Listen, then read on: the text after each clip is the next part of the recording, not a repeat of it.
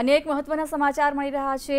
જે પ્રકારે ઉમેદવારોના નામોને લઈને ચર્ચા ચાલી રહી ત્યારે કોંગ્રેસમાં ગાંધીનગરમાંથી સીજે ચાવડાનું નામ અત્યારે બહાર આવી રહ્યું છે। સંભવિત ઉમેદવાર તરીકે સીજે ચાવડાનો હુંકાર હોય તેવું લાગી રહ્યું છે। મહત્વના સમાચાર, અમિત શાહને ગાંધીનગર બેઠક પર ટક્કર આપવા માટે સીજે ચાવડાએ હુંકાર કર્યો છે। કોંગ્રેસના સીજે ચાવડાને ટિકિટ આપવામાં આવે તેવી પણ હાલ શક્યતાઓ દેખાઈ રહી છે। મહત્વનું છે કે ગાંધીનગરથી કોંગ્રેસ બહુમતીથી જીત હાંસલ કરશે તેવો દાવો સીજે ચાવડા દ્વારા કરવામાં આવ્યો છે। મહત્વનું છે કે ગુજરાતમાં એકમાત્ર સીટ ગાંધીનગર પરથી ભારતીય જનતા પાર્ટીએ નામ જાહેર કરી દીધું છે, જેમાં ભાજપ અધ્યક્ષ અમિત શાહ ચૂંટણી લડવાના છે। ત્યારે કોંગ્રેસમાંથી સીજે ચાવડાએ ટિકિટ મળે અને કોંગ્રેસને જીતાડવાની આશા દાવો વ્યક્ત કર્યો છે। અને આ જ અંગે વધુ માહિતી મેળવી અમારા સંવાદદાતા ગાંધીનગરથી વિરેન મહેતા આપણી સાથે જોડાયા છે।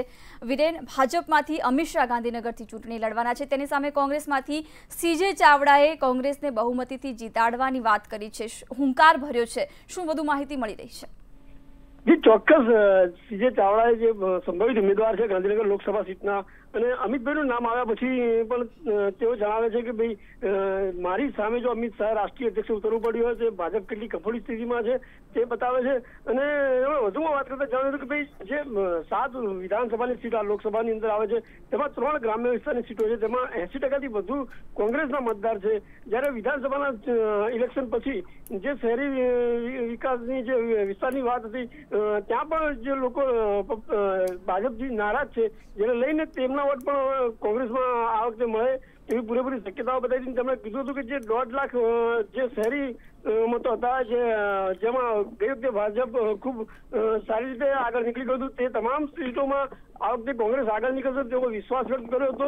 અને તેમણે જણાવ્યું હતું કે ભાઈ દરેક ચૂંટણીમાં ભાજપ પોતાના સૂત્રો બદલતી હોય છે અને ખાસ કરીને આ વખતે પ્રજા એમને સ્વીકારે તેવી કોઈ પરિસ્થિતિ નથી, કારણ કે ખેડૂતોના પ્રશ્નો છે, યુવાનોના આંદોલન છે, તે તમામ બાબતો આ વખતે ભારતીય જનતા પાર્ટીની વિરુદ્ધ છે। અને જે કોંગ્રેસ જે વખતે બોલે છે તે કરીને બતાવે છે, એમ કરીને તમે બીજા જે 3 રાજ્યોમાં રાજસ્થાન, મધ્યપ્રદેશના ઉદાહરણો આપ્યા હતા અને કહ્યું હતું કે જે અમારી સરકાર આવ્યા બાદ ત્યાં અમે જે વચનો આપ્યા હતા તે અમે પૂરા કર્યા છે અને આ વખતે પણ અમે લોકસભા જીતીને અમે જે વચનો આપ્યા છે પૂરા કરીશું તેમ જણાવ્યું હતું। જી બિલકુલ વિરેન, આભાર સમગ્ર માહિતી આપવા બદલ। તો કોંગ્રેસના સંભવિત ઉમેદવાર ગાંધીનગરના સીજે ચાવડાએ અમિત શાહ સામે જીત હાંસલ કરવાનો હુંકાર બતાવ્યો છે।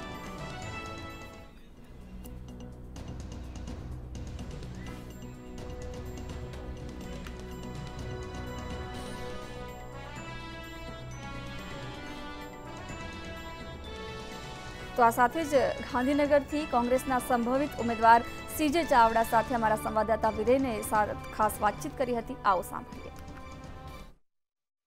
ગાંધીનગર લોકસભામાં રાષ્ટ્રીય અધ્યક્ષ અમિત શાહનું નામ ભારતીય જનતા પાર્ટી ડિક્લેર કર્યા પછી હવે કોંગ્રેસના જે પ્રબળ દાવેદાર બનાવે છે તેવા ગાંધીનગરના ધારાસભ્ય સીજે ચાવડા આપણી સાથે છે।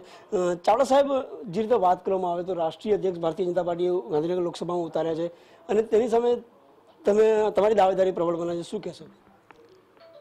કોંગ્રેસે આ વખતે પહેલેથી જ કોંગ્રેસના ઉમેદવારો ડિક્લેર કરવાની શરૂઆત કરી દીધી છે।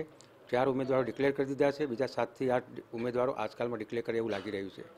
બીજી બાજુ ભારતીય જનતા પક્ષમાં જે વિખવાદ છે એના કારણે એક પણ સીટ ગુજરાતમાં હજુ ડિક્લેર કરી શકી નથી અને ગાંધીનગરમાં મારું નામ પ્રબળ દાવેદાર તરીકે વહેતું થયા બાદ દેશના રાષ્ટ્રીય અધ્યક્ષને ગાંધીનગરની લોકસભાની સીટ લડવા આવવું પડે એ જ બતાવે છે કે ગાંધીનગર અને ગુજરાતમાં ભાજપની પરિસ્થિતિ કેટલી કફોડી હાલતમાં હશે। એટલે અમે બિલકુલ ગભરાતા નથી, અમારી તૈયારી પૂરજોશમાં ચાલુ છે અને કોંગ્રેસ તો ગાંધીની સરદારની કોંગ્રેસ છે, અમે કોઈ પણ સામે લડવા આવે એનાથી ગભરાતા નથી અને ચોક્કસ આ સીટ જીતીને બતાવીશું।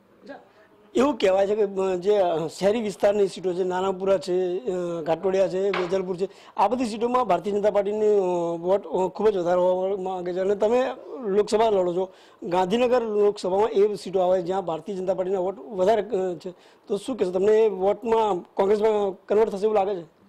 ગાંધીનગર લોકસભામાં 7 બેઠકો આવે છે, એમાં 3 બેઠકો ગાંધીનગર ઉત્તર, કલોલ અને સાણંદ આ ગ્રામ્ય વિસ્તારની બેઠકો છે અને ગ્રામ્ય વિસ્તારના કોંગ્રેસ તરફી મતદારો 80% જેટલા હોય છે। ગાંધીનગર ઉત્તર અને કલોલની સીટ અત્યારે કોંગ્રેસ પાસે જ છે અને સાણંદમાં પણ એક અપક્ષ ઉમેદવારના કારણે આપણે 5,000 મતની સીટ ગુમાવી હતી, પણ આ 3 બેઠકોમાં અમે ઓછામાં ઓછી 25-25 હજારની લીડ લેવાના છીએ। અને શહેરી વિસ્તારની જે 4 બેઠકો છે એમાં વેજલપુર અને સાબરમતીમાં પણ કોંગ્રેસનો મતાધિકારવાળા લોકો બહુ લોકો છે, પરંતુ લોકસભામાં ક્યાંક વોટિંગ ઓછું થયું હોય, વોટ કરવા ન ગયા હોય, એના કારણે ગઈ વખતે અને 2014માં ગુજરાતના પ્રાઇમ મિનિસ્ટર બને છે એના કારણે અમે આ સીટ ગુમાવી હતી. પરંતુ વિધાનસભાની ચૂંટણીઓમાં તમે જોયું છે કે શહેરી વિસ્તારની 4 બેઠકોમાં પણ ભાજપનો ધનાધાર ઘટ્યો છે અને કોંગ્રેસનો ધનાધાર વધ્યો છે. 4 બેઠકોમાં ફક્ત 1.5 લાખ જેટલી સરસાઈ રહી છે. એ 1.5 લાખ જેટલી સરસાઈ અમે આ વખતે પૂરી કરીને એમાં પણ સરસાઈ લઈશું, એ ચોક્કસપણે હું નિર્ધાર વ્યક્ત કરું છું. આ હતા સીજે ચાવડા સાહેબ, જેમનું કહેવું હતું કે જે રીતે આ સરકાર ચાલી રહી છે તે જુમલા સરકાર છે, લોકોને તેમાં ભરોસો નથી ને હવે જે સરકાર આવશે અમારી આવશે મતલબ કોંગ્રેસ ગાંધીનગરની સીટ આરામથી જીતશે તેવો એમણે વિશ્વાસ વ્યક્ત કર્યો હતો. કેમેરામેન સાર શર્મા સાથે વિરણ મહેતા, મંતવ્ય ન્યૂઝ, ગાંધીનગર. તો ગાંધીનગરથી કોંગ્રેસ બહુમતીથી જીત હાંસલ કરશે તેવો દાવો કોંગ્રેસના સંભવિત ઉમેદવાર સીજે ચાવડાએ કર્યો છે. મહત્વનું છે કે ભાજપમાંથી અમિત શાહને ટિકિટ આપવામાં આવી છે ગાંધીનગરથી, ત્યારે સીજે ચાવડાએ હુંકાર ભરતા કહ્યું છે કે તેઓ પણ કોંગ્રેસમાંથી જીત હાંસલ કરશે.